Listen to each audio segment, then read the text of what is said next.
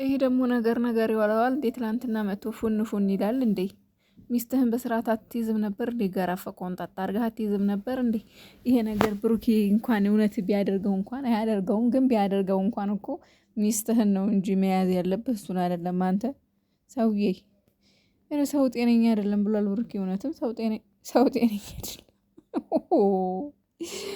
ለማንኛውም ቅመሜ ባለመምጣቷ ደብሮኛል። ሌላ ደግሞ ብሩኬ ተረጋጋ። አሁን የረጅም ቪዲዮ ሰሞኑን እየሰራው አይደለም። የረጅም ቪዲዮ በጣም እያስቸገረኝ ነው ኔትወርክም እና ብሩኬ ተረጋጋ። እነዚህ ሰዎች አላማቸው አንተን የሆነ ነገር ውስጥ መክተት ነው። ስለዚህ ታው አሁንም ቢሆን እኔ የሚገርመኝ ነገር ለምን እንደምታገኙ እንዲሁ ባታገኟቸውስ ቢቀርስ? እኔ እኮ ግራ የሚገባኝ ለምን እንደምትገናኙት በቃ ከእነሱ አየህ ወር ሙሉ ታየ አይደለም። ምንም ደህና ነገር እየመጣ አይደለም። ምንም ጥሩ ነገር እያወሩ አይደለም።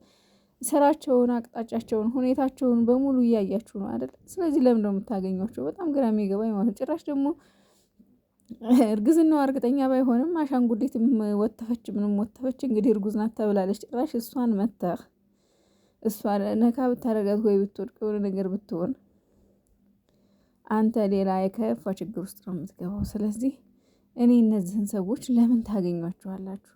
ለምን እንደምታገኟቸው በጣም ግራ የሚያጋባኝ ነገር ማለት ነው።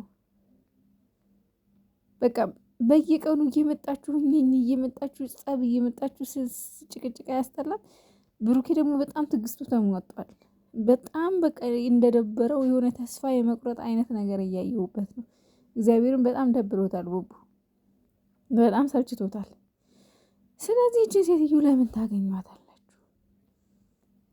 ሀይሚና ብሩኬ ለምን እናንተ ብቻ አብራችሁ በቃ ወይ የተወሰነ ጊዜ ተሰጣጣችሁ ይሁን፣ እሷም የማሰቢያ ጊዜ ስጣት፣ አንተም ማስብ። ከዛ በኋላ ናፍቆት ራሱ ያገናኛችኋል።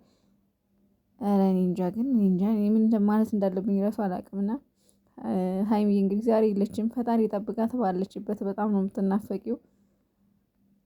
አንዳንዴ ከባድ ነው እሷ በሌለችበት። እኔ ቪዲዮ እንትኑ ምንም አይመስለኝም።